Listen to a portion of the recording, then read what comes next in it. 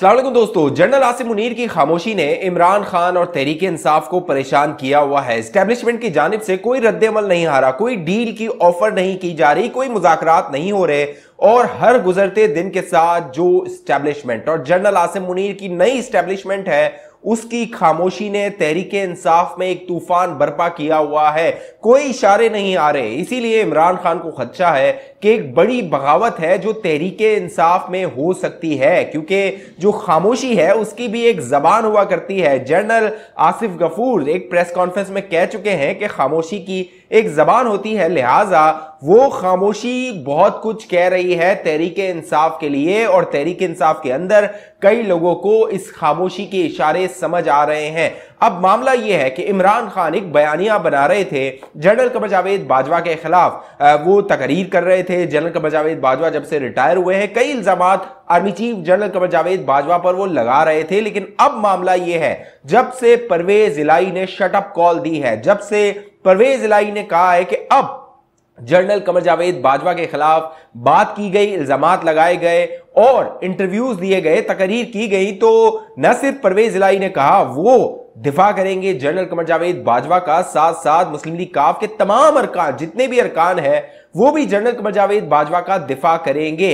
अब से पहले जब इमरान खान वजीर आजम हुआ करते थे और या फिर जब general Qamar Javed Bajwa army chief हुआ करते थे और अप्रैल में वजीर आजम नहीं रहे थे इमरान खान, उसके बाद से तकरीबन 7-8 माह मुतवातर तौर पर इमरान खान जनरल कमर जावेद बाजवा का नाम लिए बगैर उन पर तनकीद किया करते थे। कभी उन्हें मीर जाफर, मीर सादिक कहा करते थे, कभी न्यूट्रल कहा करते थे, कभी जानवर कहा करते थे। और इस दौरान जब जब तहरीक इंसाफ वालों से इमरान खान से यह सवाल होता था कि ये मीर जाफर कौन है, मीर सादिक कौन है, ये जानवर और न्यूट्रल कौन है, तो वो कहते थे हमारी मुराद तो शहबाज शरीफ से है, हमारी मुराद तो पीडीएम की जमातों से है, हम फौज पर या army chief general Qamar Javed Bajwa पर ये तनकीद नहीं कर रहे हैं। लेकिन जैसे ही जनरल कमर जावेद बाजवा रिटायर हुए, इमरान खान ने जनरल बाजवा का नाम लेकर उन पर तनकीद करना शुरू कर दी और तमाम जितने भी इल्जामात थे वो जनरल कमर जावेद बाजवा के सर पर डाल दिए। पिछले 8 माह का जो कुछ तहरीक इंसाफ कहती है हमारे साथ बड़ा जुल्म हुआ है, उसका इल्जाम वो जनरल कमर जावेद बाजवा पर डालते रहे। फिर इमरान खान से पूछा गया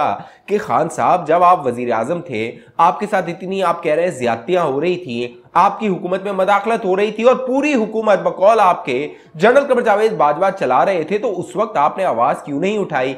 तो इमरान खान का कहना था अगर उस वक्त में कुछ बोलता या मुखालफत करता तो मुझ पर आर्टिकल 6 लग सकता था। लेकिन दिलचस्प बात यह है दोस्तों, उन्हीं दिनों में जब नवाज शरीफ साहब तकरीर कर रहे थे और बता रहे थे किस तरह जनरल बाजवा और जनरल फैज ने जो इमरान खान है उसको वजीर आजम बनवाया, उनकी हुकूमत को जो है वो गैर मुस्तहकम किया, एक पनामा में से अकामा लेकर आ गए, उस वक्त इमरान खान कहते थे कि इन पर आर्टिकल 6 लगाया जाए, यानी नवाज शरीफ पर, मरियम नवाज पर, आसिफ जरदारी पर, दीगर जितनी भी पीडीएम के रहनुमा है जो उस वक्त फौज के सियासी किरदार पर सवाल उठाते थे, इमरान खान कहते थे इन पर आर्टिकल 6 लगा दिया जाए। लेकिन अब वो कह रहा है कि उस वक्त अगर मैं जनरल बाजवा का नाम लेता तो मेरे ऊपर आर्टिकल 6 लगा दिया जाता।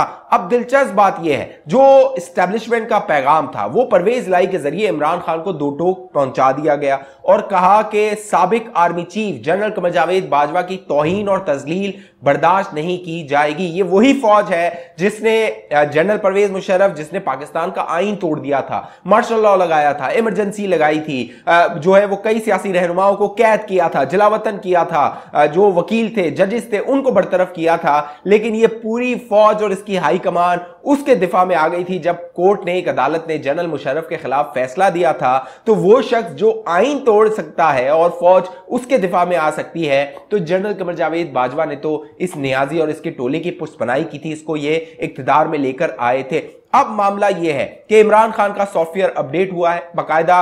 अब इमरान खान जो तकरीर और इंटरव्यूज कर रहे हैं उसमें वो जनरल कमर जावेद बाजवा का नाम नहीं ले रहे। अब वो एक आदमी करके जनरल कमर जावेद बाजवा की जानिब इशारा कर रहे हैं। उसकी वजह यह है कि इमरान नियाजी और तहरीक इंसाफ को अब यह समझ आ गई है कि मुक्तदर हल्के ये कतअन बर्दाश्त नहीं करेंगे कि जनरल कमर जावेद बाजवा जिनको रिटायरमेंट को तकरीबन 1 माह भी नहीं हुआ, 1 महीना भी नहीं गुजरा, उनकी इस तरह तजलील की जाए और उनके जरिए यानी जनरल कमर जावेद बाजवा का नाम लेके उन पर इल्जामात लगा के फौज और जनरल आसिम मुनीर पर दबाव डाला जाए। तो यह कतअन बर्दाश्त नहीं किया जाएगा और यही पैगाम परवेज इलाही के जरिए इमरान खान को पहुंचा दिया गया था और इमरान खान को यह अब समझ आना शुरू हो गया है। इसीलिए वो पब्लिक में यानी अपनी तकरीर में, इंटरव्यूज में ये नाम नहीं लेंगे, लेकिन बंद कमरों में ये नाम लेंगे। और इसीलिए अब उन्होंने जो सहाफियों से मुलाकात की, तो उस सहाफियों से मुलाकात में इमरान खान ने इल्जाम लगाया जनरल कमर जावेद बाजवा से कि जनरल बाजवा पर कि उन्होंने आसिफ अली जरदारी और मुराद अली शाह जो कि वजीर आला सिंध हैं उनके साथ डील की हुई थी, करप्शन पर डील की हुई थी। और बताया कि वो तमाम जो केसेस थे, आप दोस्तों को याद होगा, वो इस्लामाबाद से कराची शिफ्ट हो गए थे। मुराद अली शाह को बुलाया जाता था इस्लामाबाद, फिर वो कराची शिफ्ट हो गया मामला, और वो सारा जो मामला था वो ठप हो गया। तो इमरान खान अब ये इल्जामात लगा रहे हैं कि उस वक्त जनरल बाजवा ने आसिफ अली जरदारी और जो मुराद अली शाह थे उनके साथ डील की थी। लेकिन हकीकत यह है, हकीकी मामला यह है, जो असल कहानी है जो इमरान खान बता नहीं रहा, वो ये है कि असल डील जो जनरल बाजवा ने जरदारी के साथ की थी वो इसलिए की थी कि वो इमरान खान को बचा सके। 2020 में जब पीपल्स पार्टी ने यह फैसला किया, वो पीडीएम का हिस्सा थी, लेकिन अचानक इस्तीफों के मामले में, जो असेंबलियों से इस्तीफे देने थे, उस मामले में पीडीएम में इख्तलाफ पैदा हो गया और आसिफ अली जरदारी और बिलावल भुट्टो जरदारी ने यह फैसला किया कि वो पीडीएम का हिस्सा नहीं रहेंगे।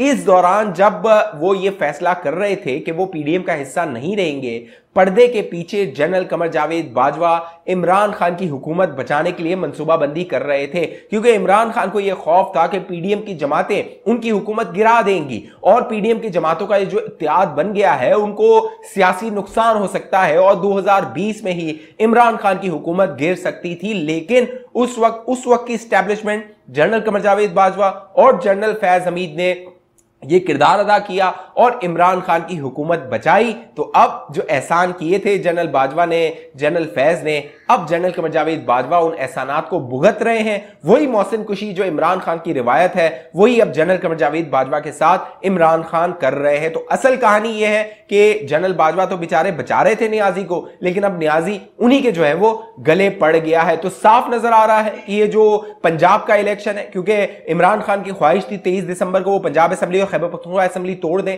इमरान खान की आज तक एक ख्वाहिश भी पूरी नहीं हुई, एक दावा भी पूरा नहीं हुआ। उसने कहा 25 मई को वो इस्लामाबाद आएगा, उसमें उसे नाकामी हुई। फिर उसने कहा मैं 6 दिन बाद आऊंगा, उसमें उसे नाकामी हुई। फिर उसने फैसला किया कि हमारे जो इस्तीफे हैं हम वो कबूल करवाएंगे जाके असेंबली में, उसमें यू टर्न लिया। फिर इसने ऐलान किया कि ये 26 तारीख को एक लॉन्ग मार्च लेकर आएगा, बड़ा अवाम का समंदर लेकर आएगा और अगले आर्मी चीफ के हवाले से उसको मुतनाजा बनाने की कोशिश की, उसमें उसे नाकामी हुई। पै दर पै इमरान खान को नाकामी हो रही। एक बार फिर पंजाब असेंबली तोड़ने के हवाले से नाकामी हुई। और दिलचस्प बात यह है कि जो ये मामला लाहौर हाईकोर्ट गया, तो लाहौर हाईकोर्ट ने परवेज इलाही से अंडरटेकिंग ली और उस अंडरटेकिंग में परवेज इलाही से कहा गया कि आप 11 जनवरी तक असेंबलियां नहीं तोड़ेंगे। तो वो जो अंडरटेकिंग थी, मोनिस इलाही वो लेकर जमान पार्क गए, जमान पार्क में इमरान खान को वो दिखाई। वही इमरान खान जिसने असेंबलियां तोड़नी थी, वो अदालत को कह रहा था कि 11 तारीख तक ये असेंबलियां नहीं तोड़ी जाएंगी। अब दिलचस्प बात यह है कि गवर्नर पंजाब बलीगुर रहमान ने परवेज इलाही से कहा था कि आप एतमाद का वोट ले। तहरीक इंसाफ के कई रहनुमा, फवाद चौधरी और दीगर रहनुमा, हमाद अजहर टाइप के, वो कहते रहे बलीगुर रहमान ने तो आईन की खिलाफ वर्जी की है, उस पर आर्टिकल 6 लगना चाहिए। लेकिन अब दिलचस्प सूरत हाल ये है दोस्तों, वही लोग जो कह रहे थे कि यह आईन की खिलाफ वर्जी है, उस पर आर्टिकल 6 लगना चाहिए, अब वही लोग जाकर जो परवेज इलाही है उसको एतमाद का वोट देने की तैयारियां कर रहे हैं, अपने बंदे इकट्ठे कर रहे हैं। और अब सवाल यह पैदा होता है, क्या परवेज इलाही अगर एतमाद का वोट ले लेंगे तो क्या वो गैर आईनी नहीं होगा? जिस तरह तहरीक इंसाफ बता रही थी, ये तो जो गवर्नर का हुक्म है वो है ही गैर आईनी। तो मामला ये है, ये इनके जो दोगलेपन है, डबल स्टैंडर्ड्स है, मुनाफिकत है, वो खुलकर अवाम के सामने आ रही है और अवाम को अब समझ आ रही है कि ये नियाजी जो है वो लोगों को किस तरह चूना लगा रहा है, किस तरह ट्रक की बत्ती के पीछे लगाकर एक बयानिया बनाने की कोशिश कर रहा है ताकि ये एहतसाब का अमल, जो कड़ा एहतसाब होने वाला है इमरान नियाजी का, उससे बच सके। इसीलिए अब शहबाज गिल जब जैसे ही परवेज इलाही लगा के जी उसकी हुकूमत खत्म होने वाली है, तो वो सर्विसेज अस्पताल लाहौर में दाखिल था, एडमिट था, वहां से वो फरार हो गया, गायब हो गया। और जैसे ही पता लगा कि परवेज इलाही को बहाल कर दिया है, दोबारा वो वजीर आला बन गया है, तो वो सर्विस अस्पताल वापस आ गया। तो अब इनको पता लग गया है कि अगर इनसे इक्तदार जाता है, इसीलिए इमरान नियाजी ने जमान पार्क में पनाह ली हुई है, बनी गाला नहीं आ रहा। इनको पता है इनका कड़ा एहतसाब होने वाला है। इन्होंने कई ऐसे करतूत किए हुए हैं जो आपके वहम और गुमान से भी ऊपर है। इसीलिए अब आजम सवाती ने यू टर्न लिया है। आजम सवाती अब अदालत में कह रहा है मैंने तो ट्वीट किया ही नहीं, मैंने तो कोई ऐसा नाजिबा और ऐसा कोई हद के इज्जत वाला ट्वीट किया ही नहीं, मैं तो माफी मांगता हूं अगर किसी की दिल आजारी हुई, अगर किसी इदारे की दिल आजारी हुई। तो अब मामला यह है, इन सबके सॉफ्टवेयर अपडेट हो रहे हैं। इमरान नियाजी बाजवा का नाम नहीं ले रहा, आजम सवाती जो जनरल बाजवा के खिलाफ ट्वीट किया था उससे मुकर गया है, जो शहबाज गिल है वो अस्पताल से फरार हो रहा है, उसके खिलाफ बलूचिस्तान और कराची में FIRs हो रही हैं और उससे शुबा है कि उसको गिरफ्तार कर लिया जाएगा। अब एहतसाब का डंडा चलने वाला है। अल्लाह का जो कह लीजिए लाठी है वो बेवाज होती है और वो अब चलना शुरू हो गई है। ये जो दूसरों पर इल्जाम लगाते थे, अब इनको इल्जामात का सामना है, इनको चाहिए कि उसका सामना करें। इस हवाले से आप दोस्तों की जो भी राय नीचे कमेंट जरूर कीजिए। अब तक ये चैनल आपने सब्सक्राइब नहीं किया जरूर सब्सक्राइब कीजिए, बेल आइकन का बटन लाजमी क्लिक कीजिए। फेसबुक पे देखने वाले दोस्त हमारे पेज को लाइक कीजिए, फॉलो कीजिए, इस वीडियो को लाजमी शेयर कीजिए ताकि आपकी मालूमात में इजाफा हो सके। अगली वीडियो तक मुझे इजाजत दीजिए, अपना ख्याल रखिएगा दोस्तों। पाकिस्तान जिंदाबाद।